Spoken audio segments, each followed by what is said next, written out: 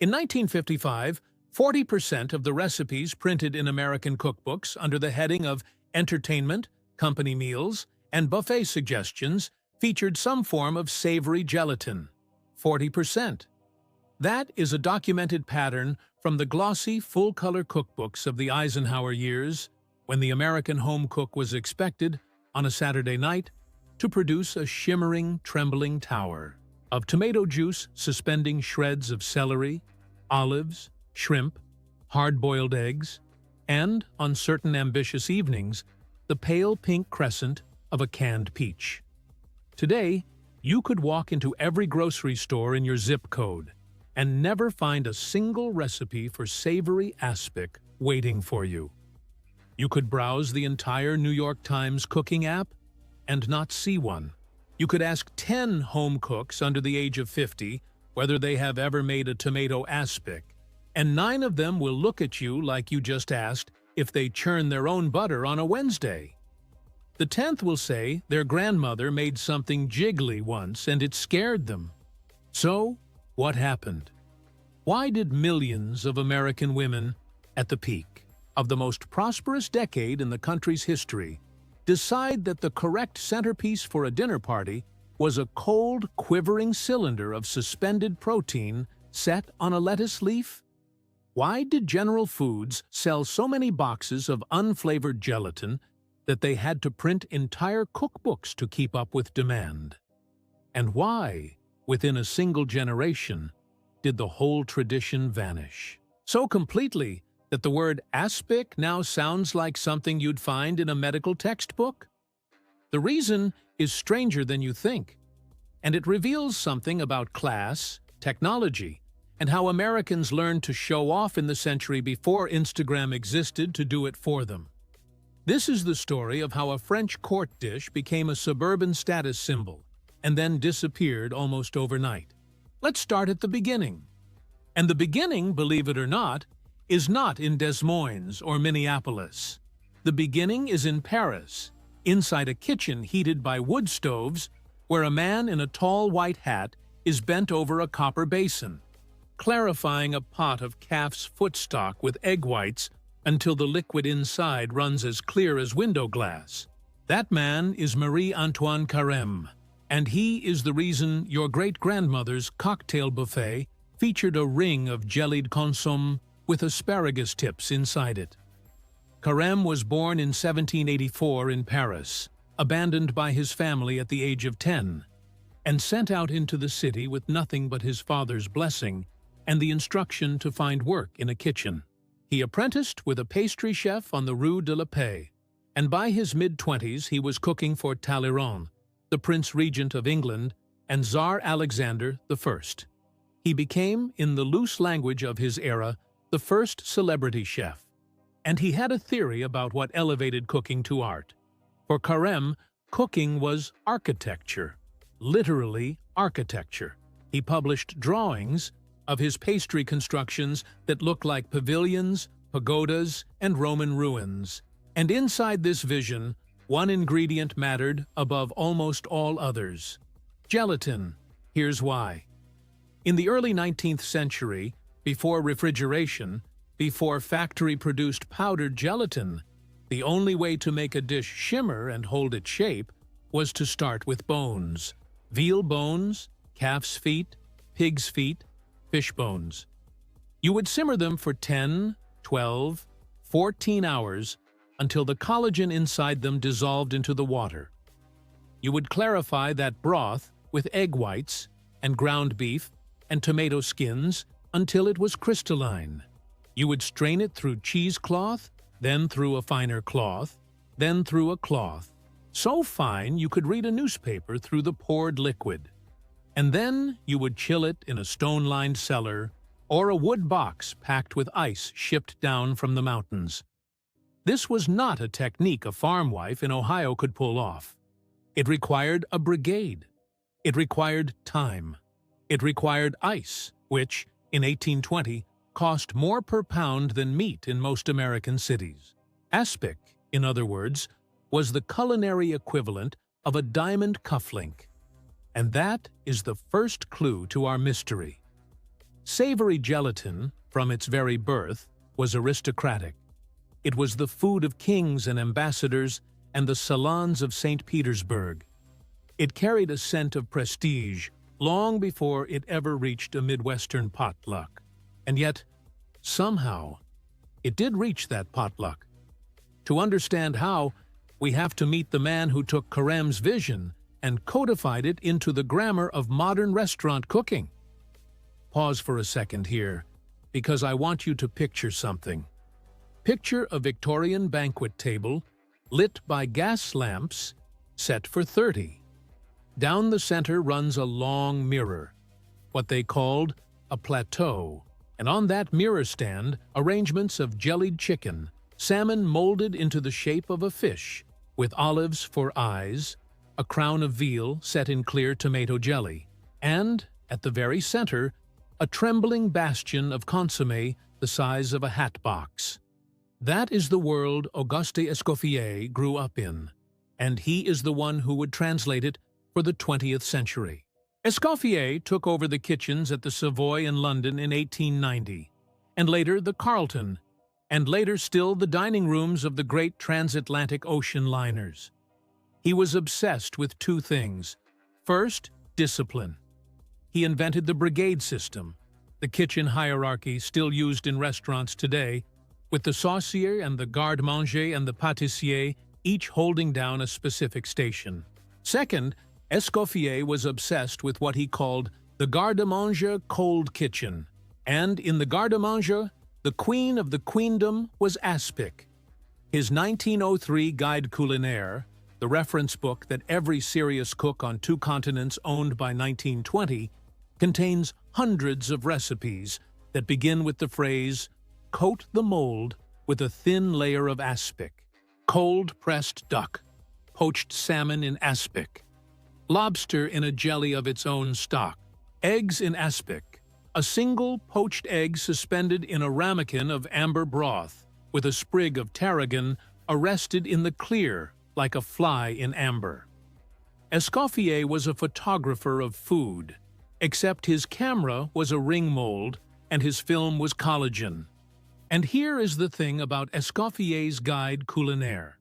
It wasn't just French chefs who read it. It was read by American women, or rather, by their cooks, or rather, by the women who increasingly, in the first decades of the 20th century, were doing their own cooking and aspiring to the standards of the great dining rooms of the Savoy and the Ritz. Because by 1910, something was changing in American domestic life. The hired cook was disappearing. The middle-class household no longer had a woman in a uniform in the basement kitchen. It had one woman doing everything, and that woman had ambitions. She wanted her dinner parties to look like the ones in the magazines.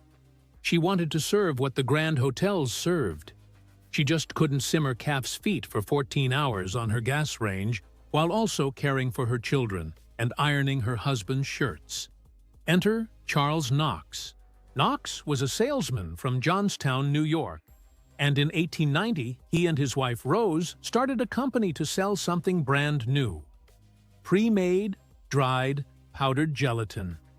You bought a little paper packet for 10 cents. You sprinkled the dust into cold water. You watched it bloom. You added your hot stock. You poured it into a mold. You waited 4 hours, and you had produced, in your own kitchen, without a single calf's foot, the same shimmering centerpiece that Escoffier was spending 6 hours preparing at the Carlton. It was democratization in a paper packet. And Rose Knox, who took over the company after Charles died in 1908, was a marketing genius. She ran cooking schools. She published the Knox Gelatine Cookbook. She sponsored recipe contests. In 1902, she sponsored the contest that changed everything. The contest was simple. Submit your best recipe using Knox Sparkling Gelatine. The winner got $200, which in 1902 was enough to buy a used car. The winning recipe came from a woman in Newcastle, Pennsylvania, named Mrs. John E. Cook, and she called it Perfection Salad. Perfection Salad was a revolution. It was gelatin that had abandoned meat entirely. It was a block of lemon-flavored jelly, acidulated with vinegar, suspending finely shredded cabbage, chopped celery, diced red pepper, and pimiento. It was light. It was colorful. It was fresh-tasting. And crucially, it looked like a stained glass window. You could serve it on a silver platter with mayonnaise and call it a salad. And suddenly, every woman in the country was making it.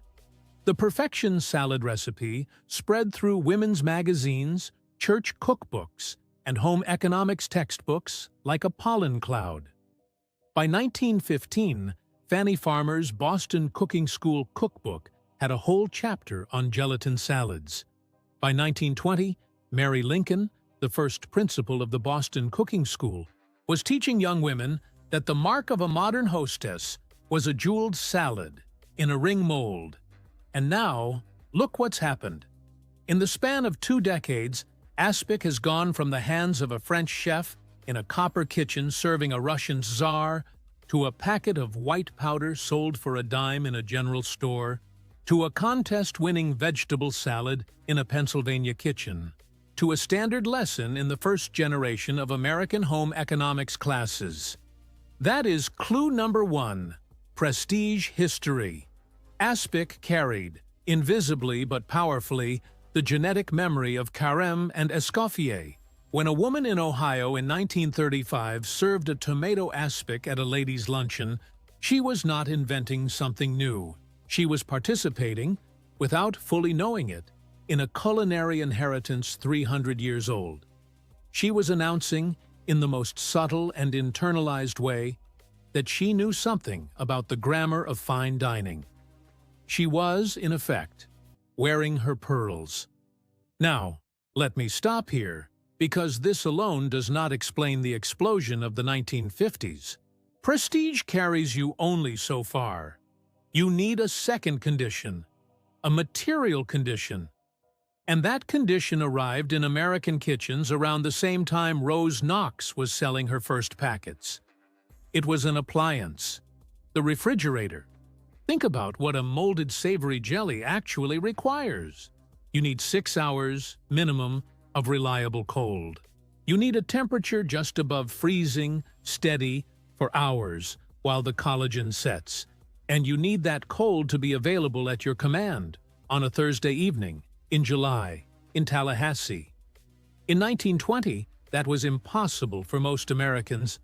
Ice was delivered by an iceman to an icebox, a wooden cabinet insulated with cork and sawdust, and on a hot day that cabinet could not hold a reliable temperature.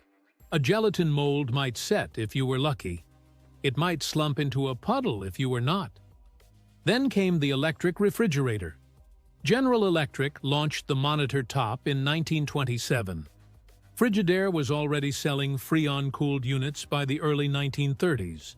And by 1944, when the country came out of the Depression and returned from the war, the refrigerator was moving from luxury to expectation.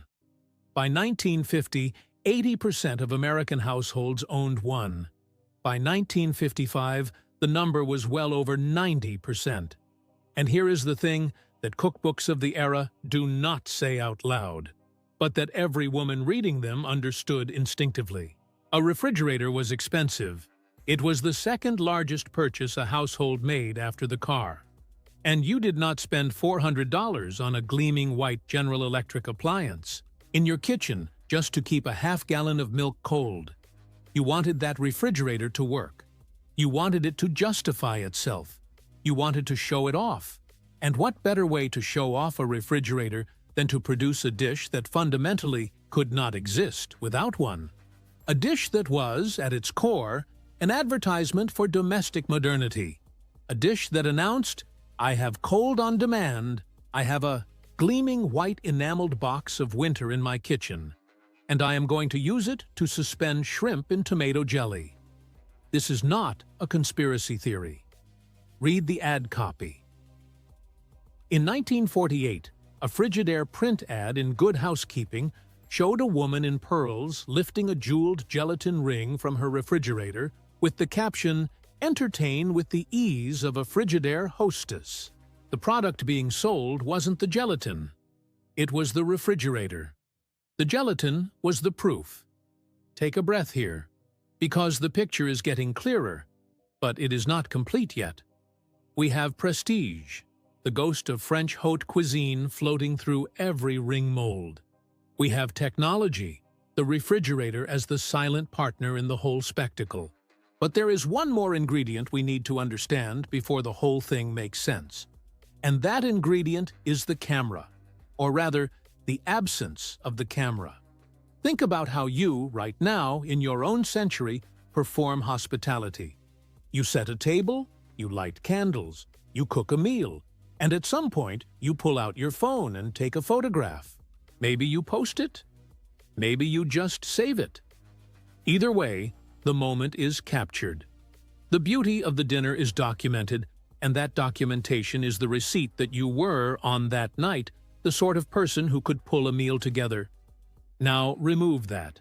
Remove the iPhone. Remove Instagram. Remove the food blog and the Pinterest board. You are a woman in 1953, and your sister-in-law is coming over on Saturday, and when she sits down at your table, you have exactly one chance to make an impression. There is no scroll back. There is no filter. There is only the moment she walks into your dining room and sees what is on the sideboard. What is on the sideboard has to do all the work. It has to communicate taste. It has to communicate effort. It has to communicate that you have command of the domestic arts. It has to communicate that you have a refrigerator. It has to communicate that you know, or at least have studied, what the Savoy Hotel serves at a buffet. And it has to do all of this in the 5 seconds between when your sister-in-law walks through the door and when she starts making small talk about the drive over. A roast chicken cannot do that. A casserole cannot do that. A bowl of potato salad cannot do that. But a tomato aspic in a fluted copper ring mold, unmolded onto a bed of iceberg lettuce leaves, shimmering under the overhead light, suspending olives and shrimp like ornaments in a stained glass window, can do that. It is, in the language of its era, a masterpiece of visual cuisine.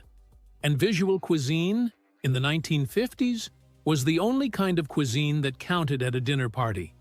Because there was no second chance. There was no photograph. There was only the gasp when the silver dome came off. That, right there, is clue number 3. Visual status in an era before the visual could be preserved. This also explains, by the way, the sheer theatricality of the ring mold itself. You could have set tomato aspic in a rectangular loaf pan. It would have tasted exactly the same, but it was almost never done that way. The dish was always molded into elaborate shapes.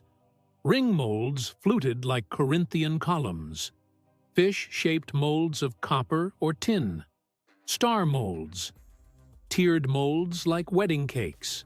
The mold itself was a trophy, displayed on a high shelf in the kitchen, and the unmolded result was the evidence that the trophy had been earned.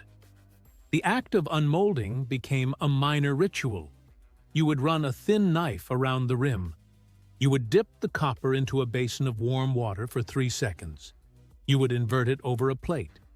There would be a moment of silence, the suction of the jelly releasing, and then a soft, almost obscene slump onto the lettuce leaves. Women would gather around this moment the way people gather around a newborn.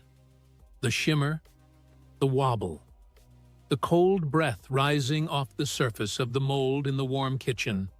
It was, genuinely, a small theatrical performance. All right, we have prestige, we have refrigeration, we have visual status. Let's assemble the reveal.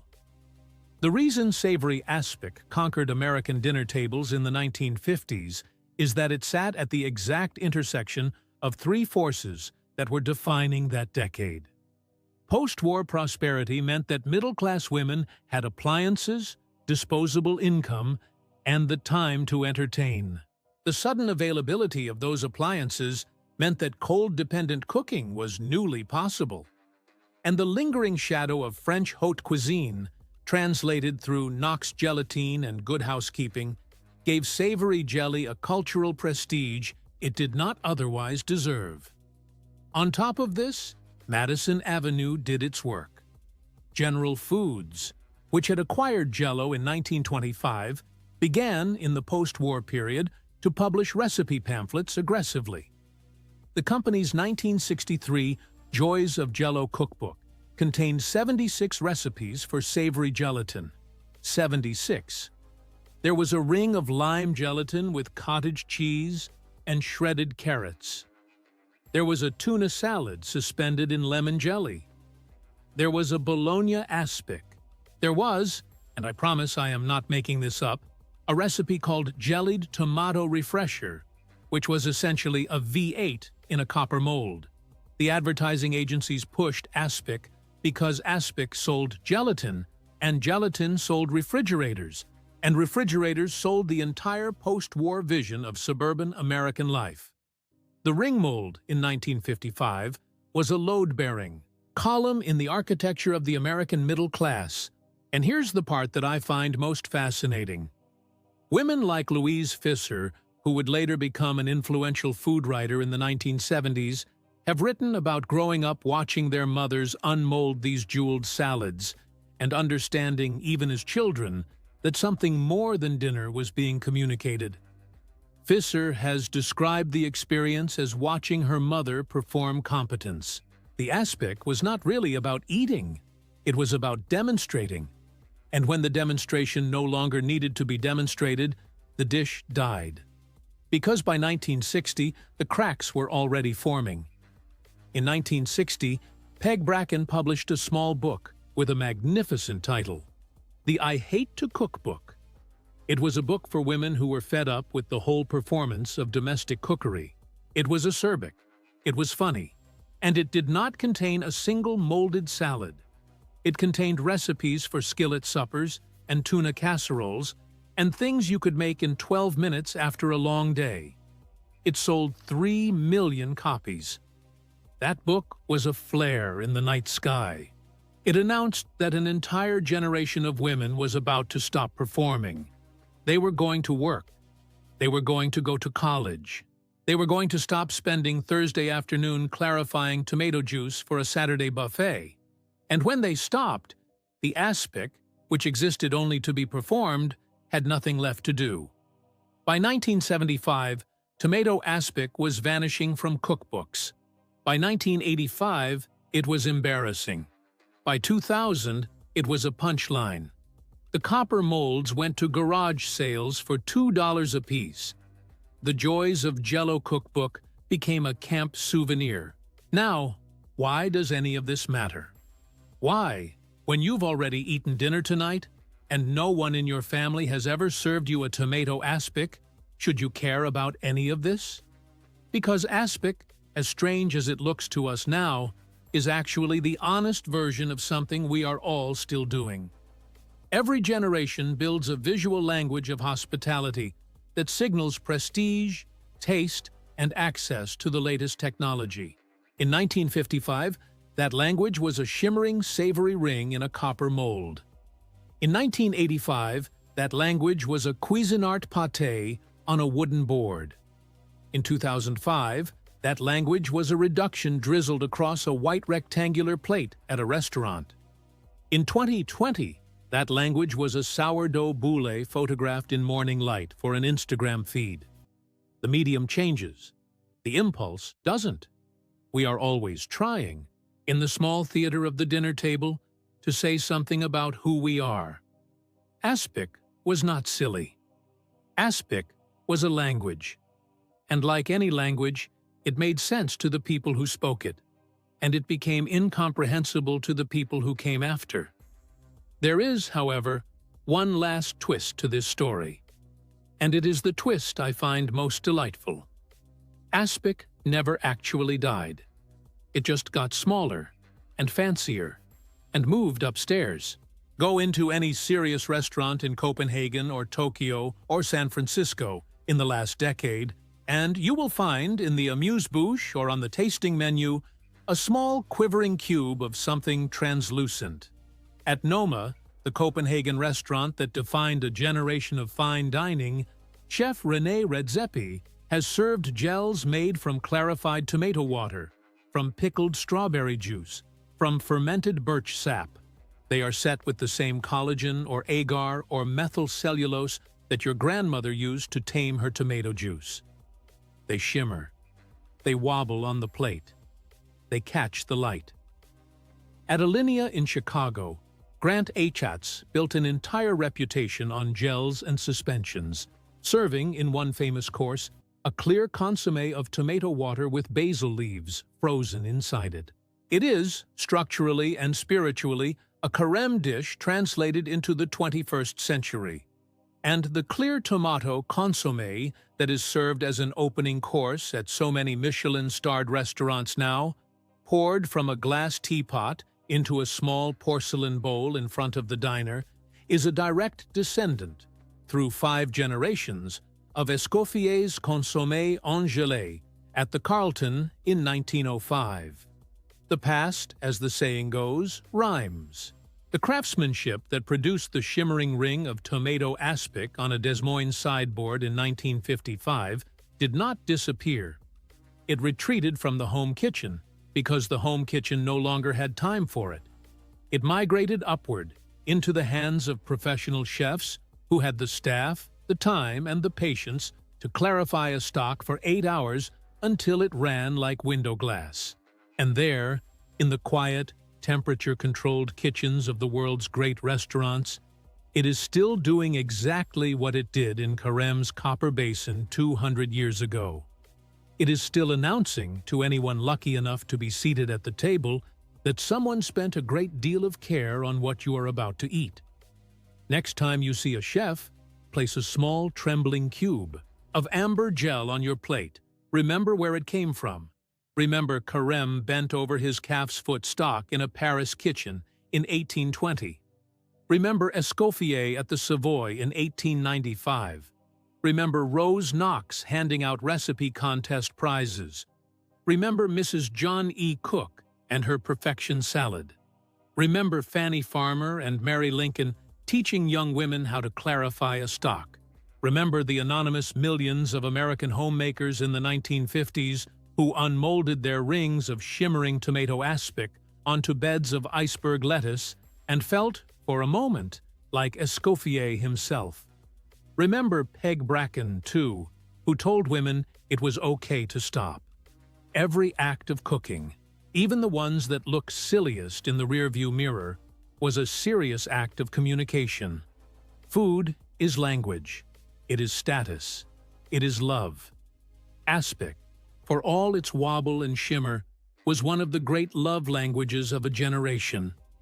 And like all love languages, it has moved on, but not vanished. The trembling cube on the tasting menu is a great-granddaughter of the ring mold. Every time a modern chef clarifies a stock and sets it with gelatin, Carême is in the kitchen. The refrigerator hums. The copper mold waits on its shelf. The past rhymes. The jelly trembles. That, in the end, is the real reason savory aspic was everywhere in the 1950s. It was the shape, for one brief decade, of everything an American woman was being told she was supposed to be. But the impulse, the old human impulse to turn dinner into something a little bit beautiful, has never gone anywhere. It is still at every great table. The mold was never really the point. The love was the point. And the love, thank goodness, is still shimmering.